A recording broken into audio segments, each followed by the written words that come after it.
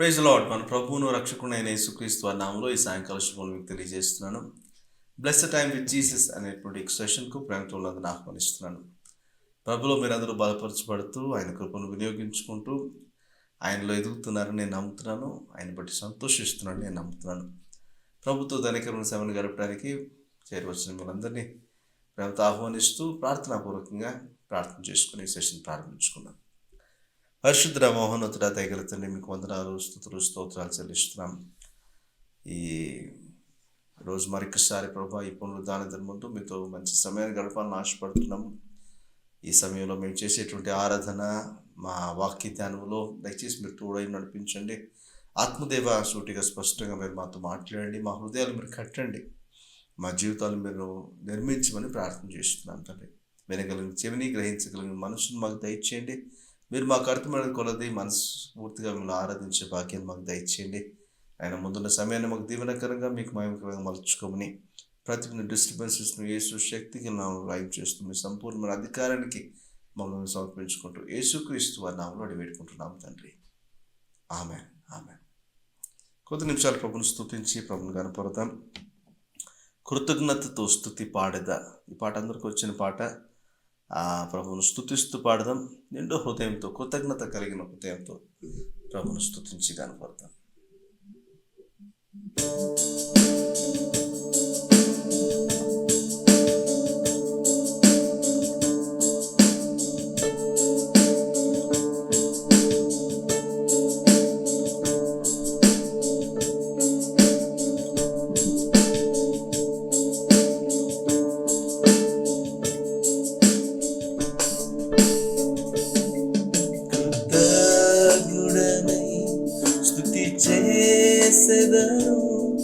నా యేసునాథా, నాకై నీవు చేసిన మేలులకై స్తుతి స్తోత్రం చెల్లింతు. కృతజ్ఞుడనై స్తుతి చేసెదను నా యేసునాథా,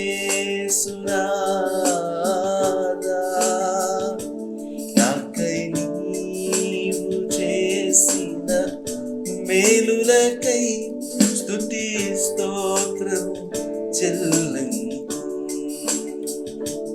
అర్హత లేని నాకు నీ మంచిని పంచిన దయామయుడా,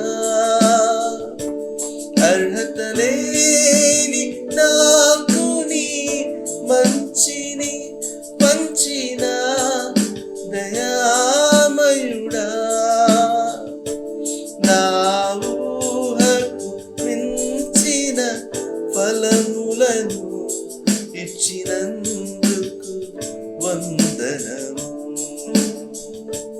నా ఊహకు మించిన ఫలములను ఇచ్చినందుకు వందనము. కృతజ్ఞుడనై స్తుతి చేసెదను నా యేసునాథా, నాకై నీవు చేసిన మేలులకై స్తుతి స్తోత్రము చెల్లింతు. సత్యదేవుని ఏక పుత్రుడా యేసు నిన్నే నమ్మెదను. సత్యదేవుని ఏక పుత్రుడా యేసు నిన్నే నమ్మెదను. రానున్న దినముల అంతటా కృంగి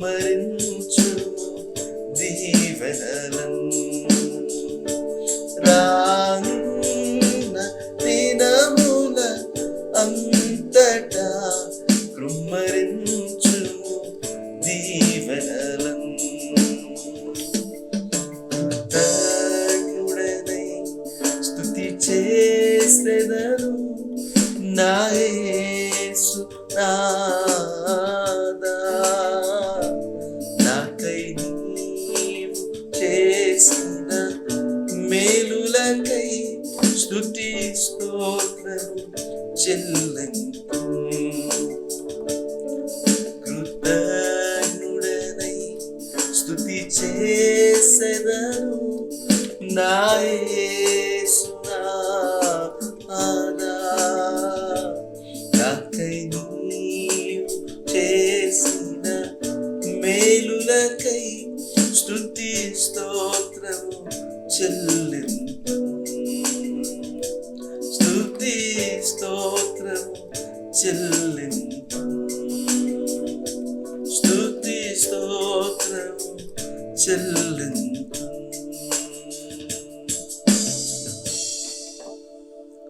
తండ్రికి స్తోత్రాలు, మీకు వందనాలు. మా జీవితంలో మీరు చేసిన ప్రతి మేలును, ప్రతి ఉపకారమును జ్ఞాపకం చేసుకుంటుండగా మా హృదయాంతరంగంలో మిమ్మల్ని గురించిన కృతజ్ఞత, మిమ్మల్ని గురించిన స్తుతి పెళ్ళబుకుతూ ఉండగా మిమ్మల్ని స్తుతించకుండా ఎలా ఉండగలం ప్రభా? అర్హత లేని మమ్మల్ని ప్రేమించారు, దయ చూపించారు, క్షమించారు, మీ కృప ద్వారా రక్షణ అనుగ్రహించారు, మీ సొత్తుగా మీ బిడ్డలుగా మమ్మల్ని మార్చుకున్నారు. ఊహకు మించిన శ్రేష్టమైన వరములతో, ఈవులతో మమ్మల్ని దీవిస్తున్నారు. మీకు వందనాలు చెల్లిస్తున్నాను. మా రక్షణకర్తని యేసు వద్ద మేము ఆనందిస్తూ కృతజ్ఞతతో నిండిన హృదయాలతో మిమ్మల్ని సేవిస్తూ ఉండగా మా ఊహకు మించి అనేకమైన శ్రేష్టమైన వరములను, ఈవులను మాకు సిద్ధపరిచి ఉంచిన దేవా, నీకు స్తోత్రాలు. నీదల భయభక్తులు కలుగురు వారి కొరకు నీవు సిద్ధపరిచి ఉంచిన మేలు, దాచి ఉంచిన మేలు ఎంతో గొప్పది అని వాక్యంలో మేము చూస్తున్నాం కదా. ఈరోజు మేలుతో తృప్తిపరిచేటువంటి మా దేవుని మేము స్తుతిస్తుండగా, ఆరాధిస్తుండగా, ఆశతో మీ సన్నిధిని మేము సమీపిస్తుండగా మా హృదయాల్లో మీ కృపను కృమ్మరించమని ప్రార్థన చేస్తున్నాం. మీకే మహిమ, ఘనత, ప్రభావాలు ఆరోపిస్తూ అర్హత లేని మమ్మల్ని ఎంతగా ప్రేమించినందుకు మీకేమీ చెల్లించలేని వారంగా మహిమను, ఘనతను, ప్రభావమును మీకే ఆరోపిస్తూ మా ఈ స్తుతిని, ఆరాధన మీకే సమర్పిస్తున్నాము తండ్రి. Amen, amen, amen. Praise the lord, హల్లెలూయా. దేవుని వాక్యం విధంగా తెలియజేస్తుంది. కీర్తన 100 అందులో ఒక మాట ఉంటుంది. 100 కీర్తనలో ఆయన గుమ్మములో ప్రవేశించినప్పుడల్లా కృతజ్ఞతార్పణలు చెల్లించచ్చు ఆయన గుమ్మంలో ప్రవేశించండి అని. కృతజ్ఞత అనేటువంటిది దేవుని దృష్టిలో చాలా చక్కటి అనుభవం. అది మనందరం కలిగి ఉండాలని దేవుడు ఆశపడుతున్నాడు. కృతజ్ఞత ఎవరి జీవితంలో అయితే ఉంటుందో వారు దేవుని సంతోషపరచగలుగుతారు. కీర్తన 107వ కీర్తన చదవండి. ఏ ఏ విషయాల్లో దేవునికి కృతజ్ఞతాస్తుతులు మనం చెల్లించవచ్చు అనే ఒక లిస్ట్ అందులో ఉంటుంది. ఆ లిస్టును ఆధారం చేసుకుని దేవునికి నిండో హృదయంతో కృతజ్ఞతలు చెల్లించేటువంటి అనుభవంలోనికి రండి. అప్పుడు దేవుని మీరు అనుభవించిన కొలది, దేవుడు మీకు అర్థమైన కొలది కృతజ్ఞత శుభవచనాన్ని ప్రభు కొరకు మీరు ప్రకటించమని ప్రార్థన చేస్తున్నాను, మీకు మనవి చేస్తున్నాను. ఎప్పుడైతే ఆ పని మీరు చేస్తారో దేవుడు ఆయన సన్నిధిలోనికి మీకు యాక్సెస్ అనుగ్రహిస్తాడు. ఆయన కృపాసనతకు ధైర్యంగా సమీపించాలి అని అంటే కృతజ్ఞత నిండిన హృదయాలు కలిగి ఉండడం చాలా అవసరం. కొంతమంది కృతజ్ఞత లేక కొన్ని క్రియలు వారి జీవితంలో జరగవు.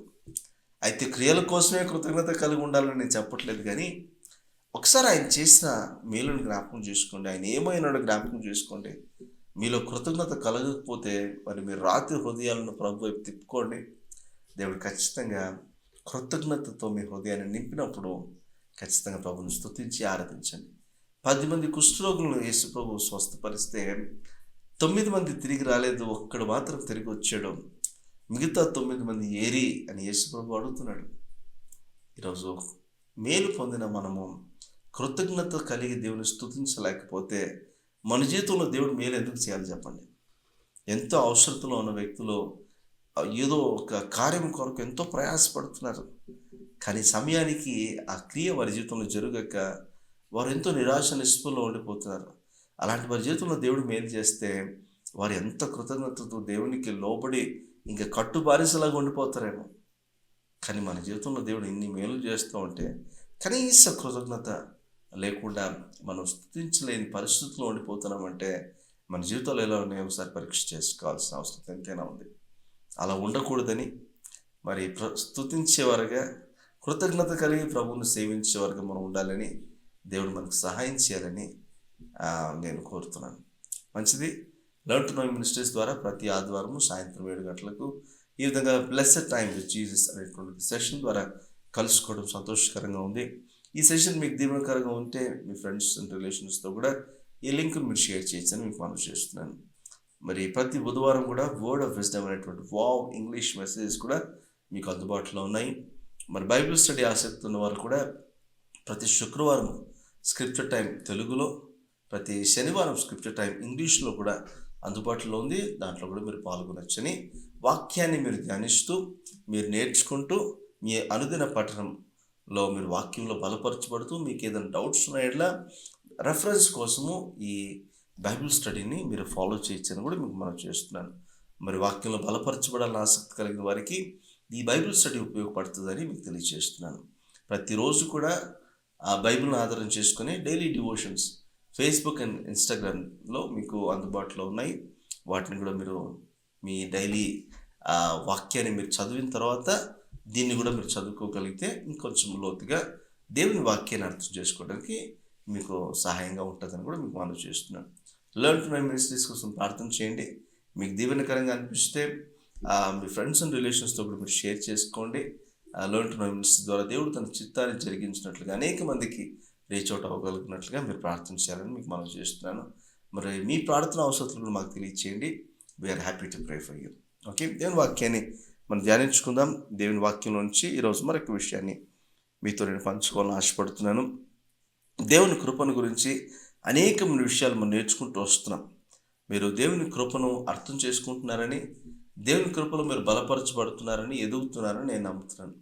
దేవుని కృపను బట్టి విధేయతను ఎలా పొందుకోవాలో, ఆ విధేయతను బట్టి దేవుని ఎలా సంతోషపెట్టాలో గడిచిన వారం మనం నేర్చుకున్నాం. ఈరోజు మరొక మాటను మీకు కృపను గురించి మీకు తెలియచేయాలని ఆశపడుతున్నాను. ఈరోజు నేను చూస్ చేసుకున్న టాపిక్ ఏంటంటే సిద్ధపరచు కృప అని. సిద్ధపరచు కృప. కృప దేన్ని సిద్ధపరుస్తుంది? సిద్ధపరచు అనగానే చాలామంది గుర్తొచ్చింది ఏంటంటే, ఈరోజు దేవుడు నాకు ఏదో ఒక ఆశీర్వాదాన్ని సిద్ధపరచిపోతున్నాడు, లేకపోతే ఒక మేలును సిద్ధపరచిపోతున్నాడు, దేవుడు నాకు ఒక సహాయాన్ని సిద్ధపరచిపోతున్నాడు, దేవుడు నాకు ఒక అనుభవాన్ని సిద్ధపరచబోతున్నాడు, దేవుడు ఏదో ఒక జీనీలాగా మనకేదో చేసేస్తాడని సిద్ధపరచువాడు అనగానే దేవుడు అన్నీ సమకూర్చేస్తున్నాడు. చాలామంది ఈ వచనాన్ని వాడుతూ ఉంటారు. మనకు మేలు కలుగుటకై ఆయన సమస్తమును సమకూర్చి జరిగిస్తున్నాడంట, సిద్ధపరుస్తున్నాడంటే అన్నీ సమకూరుస్తున్నాడని మనం ఆలోచన చేస్తాం. అయితే నిజంగా ఏమి సిద్ధపరుస్తాడు అని ఆలోచన చేస్తే, ఆయన కృప ద్వారా కొన్ని విషయాలు మన జీవితంలో ఆయన సిద్ధపరుస్తాడు. అవేంటి మీరు చూడడానికి ప్రయత్నించేద్దాం. హెబ్రీయులకు రాసిన పత్రిక 13వ అధ్యాయం 20 నుంచి 21 వచనాలు గల దేవుని మాటను ఒకసారి చూద్దాం. హెబ్రీయులకు రాసిన పత్రిక 13వ అధ్యాయం 20 నుంచి 21. గొర్రెల గొప్ప కాపరి అయిన యేసు అను మన ప్రభువును నిత్యమైన నిబంధన సంబంధమగు రక్తమును బట్టి మృతుల నుండి లేపిన సమాధానకర్తకు దేవుడు యేసుక్రీస్తు ద్వారా తన దృష్టికి అనుకూలమైన దానిని మనలో జరిగించుచు ప్రతి మంచి విషయములోను తన చిత్త ప్రకారము చేయుటకును మిమ్మును సిద్ధపరచునుగాక. యేసుక్రీస్తుకు యుగయుగములకు మహిమ కలుగునుగాక. ఆమేన్. ఈ మాటలు చూడండి ఎంత అద్భుతంగా ఉన్నాయో. పౌలు భక్తుడు చాలా అద్భుతంగా హెబ్రీయులకు రాసిన పత్రికలో, మరి రోమీయులకు రాసిన పత్రికలు ప్రారంభమై మనకు హెబ్రీయులకు రాసిన పత్రికతో ముగించబడతాయి. అయితే ఇదే ఆర్డర్లోనే పౌలు రాశాడంటే కాదు అని చెప్పచ్చు. ఎందుకంటే అదే ఆర్డర్లో రాస్తున్నాడని చెప్పడానికి ఎటువంటి ఆధారాలు కూడా లేవు. ఓకే, మొదట ఆయన తెస్సలోనిక సంఘానికి మొదట రాసినట్టుగా చరిత్రకారులు చెప్తా ఉన్నారు. మరి దాన్ని బట్టి ఆర్డర్ ఏ విధంగా ఉన్నప్పటికీ ఒక ఆర్డర్ ప్రకారంగా మనకు అమర్చబడ్డాయి, కానీ అదే ఆర్డర్లో రాసాడంటే రాయలేదని అర్థం. కాకపోతే ప్రతి ఒక్క పత్రికను ఇండివిజువల్గా చదువుకున్నప్పుడు మనకు ఉపయుక్తకరంగా ఉంది. ఏది మనకు లింక్ చేసి చదువుకోవాల్సిన అవసరం లేదు, కానీ అన్నీ చదివిన తర్వాత ఒక సారాంశంగా కూడా మనం కొన్ని పాయింట్స్గా మనము రాసుకోవచ్చు. అలా హెబ్రీయులకు రాసిన పత్రికను ఒక కన్క్లూజన్గా రాశాడేమో అన్నట్టు నాకు అనిపిస్తుంది. ఆ కన్క్లూజన్లో భాగంగా పౌలు కొన్ని విషయాలు తెలియజేస్తున్నాడు. యేసుక్రీస్తు ద్వారా కృప పొందాము, ఆ కృప మన జీవితంలో కొన్ని సిద్ధపరిచేదిగా ఉంది అని మనం చూస్తున్నాం. అదేంటో ఇక్కడ మరి తెలియజేయడానికి పౌలు ఇష్టపడుతున్నాడు. యేసుక్రీస్తు ద్వారా తన దృష్టికి అనుకూలమైన దానిని మనలో జరిగించచ్చు. అంటే ఏంటి? దేవుని దృష్టికి మనలో ఏది జరగాలని దేవునికి అనుకూలం అనిపిస్తుందో వాటిని జరిగించడానికి దేవుని కృప మన విషయంలో ఆయన సిద్ధపరుస్తూ ఉన్నాడంట. దేవుని కృప ఏం చేస్తుంది తెలుసా?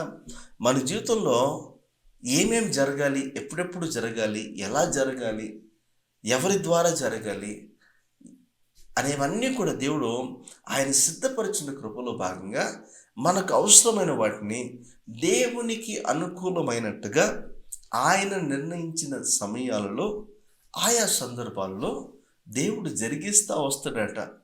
ఇది పౌలు చాలా చక్కగా వివరించి చెప్తున్నాడు. యేసుక్రీస్తు కూడా మృతులలో ఉండకుండా ఆయన పునరుద్ధరణై లేపబడ్డానికి దేవుడు కృప యేసుక్రీస్తు మీద పనిచేసింది. పరిశుద్ధాత్మ ద్వారా మృతులలో ఉండినటువంటి యేసుక్రీస్తు పునరుద్ధరణై తిరిగి లేచాడు అని మనం చూస్తున్నాం. పునరుద్ధరణై తిరిగి లేచినటువంటి యేసుక్రీస్తు ఎప్పుడైతే మృతులలో ఉండకుండా పునరుద్ధరణై లేచాడో అప్పుడు దేవుని ఇష్ట ప్రకారంగా, దేవుని చిత్తానుసారంగా ఒక క్రియ యేసుక్రీస్తులో ప్రారంభమైంది. యేసుక్రీస్తును విశ్వసించిన ప్రతి ఒక్కరి జీవితంలో కూడా దేవునికి అనుకూలమైనటువంటి ప్రవర్తన కలిగి దేవుడు కోరుకున్నట్లుగా దేవుని అనుకూలతను బట్టి మన విషయంలో కూడా కొన్ని క్రియలు, కొన్ని చిత్తము, కొన్ని ప్రణాళికలు, కొన్ని క్రియలు దేవుడు చేస్తాడని మనం చూస్తున్నాం. అదే మనం ఇక్కడ చూస్తున్నాం కదా, యేసుక్రీస్తు ద్వారా తన దృష్టికి, దేవుని దృష్టికి అనుకూలమైన దానిని మనలో జరిగిస్తాడంట దేవుడు. ఈరోజు మనం కోరుకున్నదే దేవుడు జరిగించాలని మనం ఆశపడతాం. మనము నిశ్చయించినదే దేవుడు దానికి ఆమెన్ చెప్పాలని మనం కోరుకుంటాం. ఆమెన్ అనువాడ నీకు స్తోత్రం అని చెప్తా, ప్రభువా ఈ ప్రార్థన కూడా ఒక ఆమెన్ చెప్పేసి ఏరదా అని మనం చాలాసార్లు దేవునికి ప్రార్థన చేస్తూ ఉంటాం. కానీ దేవునికి అనుకూలమైనవి మన జీవితంలో ఆయన చేయాలని మనం ఆశపడం. కానీ దేవుని కృప మన జీవితంలో ఏం చేస్తుందంటే, దేవుడు మన కొరకు నిర్ణయించిన వాటిని, ఆయనకు అనుకూలమైన వాటిని మన జీవితంలో జరిగించడానికి దేవుని కృప మనకు దోహదపడుతుంది అని మనం అర్థం చేసుకోవాలి. చాలాసార్లు ఆయన కృపను బట్టి మనం సరిగ్గా ప్రార్థన చేయడం కూడా ప్రాక్టీస్ చేయాల్సిన వారంగా ఉన్నాం. చాలామంది భాషల్లో ప్రార్థన చేసేవారుగా ఉండొచ్చు, లేకపోతే మీరు దేవుని ఆత్మ ఆవేశం బట్టి ప్రార్థన చేసేవారుగా ఉండొచ్చు, ఆత్మ ప్రేరేపించిన దాన్ని బట్టి ప్రార్థన చేసేవారుగా ఉండొచ్చు, వాక్యానుసారంగా ప్రార్థన చేసేవారుగా ఉండొచ్చు. కొంతమంది మీ స్వకీయమైన దురాశలను బట్టి మరి మరలు కొల్పబడిన వారై మీరు ప్రార్థన చేస్తూ ఉండొచ్చు కాక. కానీ దేవునికి అనుకూలమైన, ఆయన సంపూర్ణమైన ఆయన చిత్తాన్ని గ్రహించిన వారుగా ఎప్పుడైతే మీరు ప్రార్థన చేస్తారో అది జరిగించే క్రమంలో దేవుడు తన కృపను మన పట్ల దాన్ని రిలీజ్ చేస్తాడనమాట. ఆ కృపలో అవి రిలీజ్ చేయబడతాయి. దేవుడు కృప ద్వారా అవి సిద్ధపరిచిన మేలుగా మనకు అనుగ్రహించబడతాయి. దేవుడు నిర్ణయించిన వాటిని, దేవుడు కోరుకున్న వాటిని, దేవునికి అనుకూలమైన వాటిని క్రీస్తు యేసు ద్వారా మనం పొందుకోవాలనేటువంటి దేవునికి ఉద్దేశం. మన జీవం కూడా క్రీస్తు యేసునందు దాచిపెట్టబడి ఉందంట. ఆయన కృప ద్వారా అది మన జీవితంలో స్థిరపరచబడుతుంది, అది మనకు అనుగ్రహించబడుతుంది. ఇది దేవుడు కోరుకున్నటువంటి, దేవుడు నిర్ణయించిన విధానం చొప్పున ఆ జీవాన్ని ఎవరైతే పొందుకుంటారో వారు దేవుని నిర్ణయించినటువంటి సంపూర్ణమైనటువంటి జీవితాన్ని వారు అబండెంట్ లైఫ్, సమృద్ధిగాను నిత్యత్వం వారు దాన్ని అనుభవిస్తారని మనం చూస్తాం. ఈరోజు మనకు అనుకూలమైన మనం అడగటం కంటే కూడా దేవుడు మన కొరకు నిర్ణయించిన వాటిని ఆయన అనుకూలతను బట్టి మన జీవితంలో జరిగితే he'll always do best for us. మన జీవితంలో ఆయన బెస్ట్ చేయడానికి, శ్రేష్టమైన వాటిని మనకి ఇవ్వడానికి ఆయన ఇష్టపడతాడు. అవి యేసుక్రీస్తు ద్వారా మనం పొందుకోవాలంటే కృప వాటిని మనకు సిద్ధపరిచి మన ముందుకు తీసుకొని వస్తుందంట. ఇంకా చూడండి ఏం చెప్తున్నాడు, ప్రతి మంచి విషయంలోనూ తన చిత్త ప్రకారం చేయుటకును మిమ్మల్ని సిద్ధపరచును గాక. ప్రతి విషయంలోనూ ఆయన చిత్తాన్ని అనుసరించి మనం నడుచుకున్నట్లుగా మన జీవితంలో కార్యసాధకమైన ఆయన కృప కొన్ని పరిస్థితులు మనకు సిద్ధపరుస్తుందంట. చాలాసార్లు మనం మన చిత్తాన్ని జరిగించుకోవటానికి, మన అభీష్టాన్ని జరిగించుకోవటానికి, మన ప్రణాళికను జరిగించుకోవడానికి ఎంతో ప్రయాసపడుతూ ఉంటాం. ఒకరు చెప్పింది నేను ఎందుకు చేయాలి? నాకంటూ ఒక చిత్తం ఉంది, నాకంటూ ఒక ప్రణాళిక ఉంది, నాకంటూ ఒక ఉద్దేశం ఉంది, నాకంటూ ఒక అభీష్టం ఉంది, దాన్ని నెరవేర్చుకోవడానికి నేను ప్రయాసపడతాను అని మనం చాలా రకాలుగా ఆలోచిస్తాం. కొన్నిసార్లు ఒక మూర్ఖమైనటువంటి అభిలాషలను బట్టి ఈ విధంగా మనం చేయడానికి ప్రయత్నం చేస్తూ ఉంటాం. కానీ దేవుడు మనకు జ్ఞానాన్ని ఇవ్వడం మాత్రమే కాకుండా తన కృప ద్వారా ఆయన చిత్తాన్ని చేయగలిగినటువంటి సామర్థ్యాన్ని కూడా మనకు ఇస్తూ ఉన్నాడు. కొన్నిసార్లు మనం ఎన్నుకున్న మార్గంలో, మనం నిర్ణయించుకున్న విషయాల్లో మనం తప్పుదోవ పట్టిపోయి మరి చేయాలనుకున్న వాటిని చేయలేక, మరి చేయకుండా వాటిని చేస్తా మనము నశించిపోతూ ఉంటాం.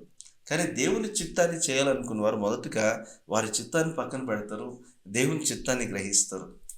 రోమీయులకు రాసిన పత్రిక 12వ అధ్యాయంలో ఈ విధంగా ఉంటుంది. ఎవరైతే లోక మర్యాదను బట్టి అనుసరించక వారు మనస్సు మారి రూపాంతరం అవ్వటం వలన దేవుని చిత్తాన్ని గ్రహించగలుగుతారంట. దేవుని చిత్తం ఎలా ఉంటుందంట? అది ఉత్తమమును, అనుకూలమును, సంపూర్ణమైన దేవుని చిత్తం అంట. అంటే అది ఉత్తమమైనదిగా ఉంటుంది, ది బెస్ట్. ఓకే, తర్వాత దేవునికి అనుకూలమైనదిగా మనం మాట్లాడుకున్నట్లుగా అది ఆమోదయోగ్యంగా దేవుని దృష్టిలో ఉంటుంది. తర్వాత సంపూర్ణంగా ఉంటుంది. అరాకొర దేవుడు చెప్పేవాడు కాదు. అరాకొర చెప్పి ఇంక నువ్వు ఒక చిన్న హింట్ ఇచ్చాను, నువ్వు అల్లుకుపో అని దేవుడు చెప్పేవాడు కాదు. ఆయన ప్రతి విషయంలో గైడ్ చేస్తాడు, దృష్టి ఉంచి మన మీద మనకు ఆలోచన చెప్తాడు, ప్రతి అడుగడుగున మనల్ని గైడ్ చేయడం ప్రారంభిస్తాడు.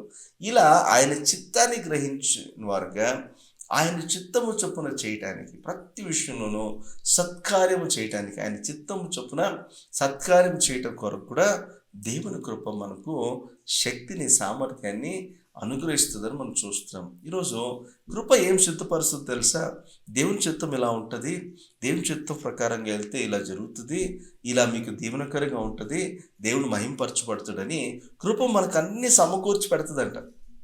ఈరోజు చాలా మటుకు మన కృపను సద్వినియోగపరచుకోకపోవడాన్ని బట్టి దేవుని చిత్తాన్ని గ్రహించలేకపోతున్నాము, తద్వారా దేవుని చిత్తాన్ని జరిగించలేకపోతున్నాము. ప్రతి విషయంలో దేవుని చిత్తాన్ని గ్రహించడానికి మనం ప్రయత్నం చేయం. ఫస్ట్లో మన ఆలోచన బట్టి వెళ్ళిపోతాము, లేకపోతే ఎవరైనా చెప్తే ఎక్స్పర్టీస్ని బట్టి వెళ్ళిపోతాము. ఆఖరిగా ఒక ఫెయిల్యూర్ రుచి చూసిన తర్వాత ఆఖరిగా దేవుని దగ్గరికి వస్తాం, ప్రభువా నీ చిత్తం ఏంటో తెలియచేయనైనా అంటాం. అలా కాకుండా దేవుని కృప మీద మనం ఆధారపడగలిగితే దేవుని కృప మనకు దేవుని చిత్తం ఏంటో తెలియజేస్తుంది. ఫస్ట్ ఆఫ్ ఆల్ ఆ చిత్తం చేయడానికి నాకు కుదరదు, నాకు సామర్థ్యం సరిపోదు, నాకు అర్హత లేదు, నా వల్ల కాదు అని నేను చేతులు ఎత్తేసినప్పుడు దేవుని కృప నా కొరకు అన్ని సమకూర్చి, అన్ని సిద్ధపరిచి, ఆయన చిత్తాన్ని ముందు పెట్టుకొని ఆయన చిత్తం ప్రకారంగా చేయడానికి నాకు దేవుడు అన్ని వెసులుబాట్లు కల్పిస్తున్నారని చూస్తున్నాను. దేవుడు జల ప్రళయం ద్వారా ఈ లోకాన్ని సర్వనాశనం చేస్తామని అనుకున్నాడంట. మనకు తెలిసిన విషయమే నోవహు సమయంలో. అయితే నోవహును ఎన్నుకొని నోవహును ఒక ఓడ కట్టాలి అన్నాడు. అంతవరకు ఎప్పుడూ వర్షం పడిన దాఖలాలు లేవు, వర్షం ఎలా పడుతుందో తెలియదు, అంత సైక్లోన్ వచ్చేటువంటి తుఫాను లాంటి వర్షం పడుతుందని తెలీదు. ఓడ కట్టమంటే అంతవరకు ఓడ కట్టిన అనుభవం కూడా నోవహుకు లేదు. కానీ నోవహును ఓడ కట్టమంటే ఏదో తన కుటుంబానికి తగినట్లుగా ఓడ కట్టుకోగలడేమో, ఇల్లు కట్టుకున్నట్టుగా. కానీ ప్రపంచంలో ఉన్న ప్రతి సృష్టిలోని ఒక రెండు ఒక జంట వచ్చి అందులో ఉంటుంది అని చెప్పేటప్పటికి అంత పెద్దది ఎలా కట్టాలయ్యా, జ్ఞానం సరిపోతుందా నాకు, సామర్థ్యం సరిపోతుందా నాకు, ఇవన్నీ చాలదన్నట్టుగా దేవుని ఉగ్రత మీ మీదకి రాబోతుందని మనుషులకు బోధిస్తూ 120 సంవత్సరాల పాటు మరి ఆ ఓడను కట్టాల్సిన బాధ్యతను నోవహుకు అనుగ్రహించాడు దేవుడు. నోవహు సామర్థ్యం సరిపోదు, కానీ దేవుని కృప, దేవుని చిత్తం చేయటానికి నోవహుకు సహకరించింది. ఆ దేవుని చిత్తం జరిగించడానికి కావలసినవన్నిటినీ దేవుని కృప నోవహుకు సిద్ధపరిచినట్టుగా చూస్తాం. అందుకే నోవా దేవుని కృపను పొందిన వ్యక్తిగా ఉన్నాడు. ఆ కృపను పొందుకున్న వ్యక్తిగా సామర్థ్యాన్ని పొందుకొని, సమయోచితమైన సహాయాన్ని పొందుకొని, సమయోచితమైన నడిపింపును పొందుకొని చక్కగా ఓడను కట్టడం ప్రారంభించాడు అని మనం చూస్తాం. ఎంత గొప్ప విషయం కదండి. ఆలోచన చేయండి, దేవుని చిత్తాన్ని చేయటానికి మనకు సామర్థ్యం సరిపోదు అని మనం అనుకోవచ్చు. దేవుని చిత్తాన్ని చేయడానికి నా వల్ల కాదు అని చేతులు ఎత్తేసి పరిస్థితి రావచ్చును గాక. కానీ దేవుని కృప మీద ఆధారపడగలిగితే, దేవుని సహాయాన్ని మనం తీసుకోగలిగితే, ఏ సామర్థ్యం లేదని మనం అనుకుంటున్నామో ఆ సామర్థ్యాన్ని దేవుడే మనకు అనుగ్రహించి ఆయన కృపలో బలపరచబడిన వారికి ఆయన కృప మనకన్నీ సిద్ధపరిచి అన్నీ రెడీ చేస్తే, ఇప్పుడు ఇంగ్రీడియంట్స్ అన్నీ రెడీ చేశారనుకోండి, ఏదైనా వంట చేసుకోవడం ఈజీగా అయిపోతుంది కదా. సేమ్ థింగ్, మనకు కావాల్సినవన్నిటినీ కృప మనకు సమకూరుస్తుండగా, సిద్ధపరుస్తుండగా మనము దేవుని చిత్తాన్ని చేయకుండా ఉండగలమా? నన్ను బలపరచు అనేది నేను సమస్తము చేయగలను అన్నాడు. ఎలా? ఆయన కృప ద్వారా అన్నీ సమకూర్చబడ్డాయి, అన్నీ సిద్ధపరచబడ్డాయి. నేను జస్ట్ అక్కడికి వెళ్ళి విశ్వాసంతో నేను ముందుకే నడవటం మాత్రమే. ఆయనకు అనుకూలమైనది నా జీవితంలో జరగాలన్నా, ఆయన చిత్తాన్ని చేయటానికి నేను ముందుకు వెళ్ళాలన్నా, ఆయన కృప సిద్ధపరచుకుంటే నేను దాన్ని చేయలేను అనే మాటను దీన్ని బట్టి మనం అర్థం చేసుకుందాం. మన జీవితంలో దేవుడు దేవునికి అనుకూలమైన విషయాలు మన జీవితంలో జరగాలన్నా, దేవుని చిత్తాన్ని మనం ప్రయారిటైజ్ చేసి దాన్ని మనం జరిగించుకోవాలన్నా, దేవుని కృప మనకు అన్ని సమకూర్చును గాక, అన్ని సిద్ధపరచును గాక. ప్రార్థన చేద్దామా? తండ్రి, మీకు స్తోత్రాలు, మీకు వందనాలు చెల్లిస్తున్నాం. ఈ సాయంకాల సమయంలో ప్రభువా, మరొకసారి మీరు మాతో మాట్లాడిన దాన్ని బట్టి మీకు స్తోత్రాలు. మీ మాట నిజంగా మమ్మల్ని బలపరుస్తుంది ప్రభువా. నిజంగా అనేక సార్లు మా స్వంత బుద్ధిని ఆధారం చేసుకుని, స్వంత తెలివిని, జ్ఞానాన్ని ఆధారం చేసుకుని, మా బలమును ఆధారం చేసుకుని ఏమేమో చేయాలనుకుంటాం. కానీ ప్రభువా, ఫెయిల్యూర్ అయినప్పుడు మీ వైపు తిరగడం మేము చూస్తూ ఉంటాం. కానీ ప్రభువా, నిజంగా మా దృష్టిలో మా మా మా విషయంలో బాధ్యత వహించి, మా దృష్టి ఉంచి, మాకు ఆలోచన చెప్పి, మాకు మంచి శ్రేష్టమైన వరములతో, దీవెనలతో, ఈవులతో ఆశీర్వదించే దేవుడు మీరే కదా. మరి మాకు మంచిదేదో తెలియదు కానీ ప్రభా, శ్రేష్టమైన వాటిని మాకు చూపించేది మీరే కదా. ఈరోజు మా జీవితంలో ప్రభా, మీకు నచ్చినది మీరు చేయాలని ఆశపడ్డప్పుడు దాన్ని జరిగించడానికి మరి మేము ఓపెన్గా ఉండటానికి సహాయం చేయండి. మీ కృప మా జీవితంలో మీరు ఏమి చేయాలనుకుంటున్నారో దాని విషయంలో కృప సిద్ధపరచున్నట్లుగా, మరి దాని విషయంలో మమ్మల్ని సిద్ధపరిచి ఆ కృప మా జీవితంలో మీ కార్యసిద్ధిని కలుగు చేస్తుండగా, మీ చిత్తాన్ని చేసే మనసును మీరు మాకు ఇవ్వండి. మీ చిత్తాన్ని చేయడానికి మాకు సామర్థ్యం సరిపోదని మేము సాకులు చెప్పాల్సిన అవసరం లేకుండా మీ మీద ఆధారపడగలిగితే, మీ కృప మా కొరకు అన్ని సిద్ధపరుస్తుండగా మీ చిత్తాన్ని చేయడానికి, మీ అభీష్టాన్ని నెరవేర్చడానికి మీ కృపను మాకు సహాయం చేసి నడిపించండి. మా బలహీనతలను అధిగమిస్తూ మీ కృపను వినియోగించుకుంటూ మీ చిత్తాన్ని చేసే వరంగా, మీ అభీష్టాన్ని నెరవేర్చే వరంగా మమ్మల్ని చేసి నడిపించమని యేసుక్రీస్తు వారి నామములో వేడుకుంటున్నాం తండ్రి. Amen, amen. Thank you so much. మీరు దీవించబడుతున్నాను నేను నమ్ముతున్నాను. మీకు ఈ సెషన్ దీవెనకరంగా ఉంటే ఫ్రెండ్స్ అండ్ రిలేషన్స్తో షేర్ చేయండి. మరి దేవుని కృపను సద్వినియోగపరచుకోండి.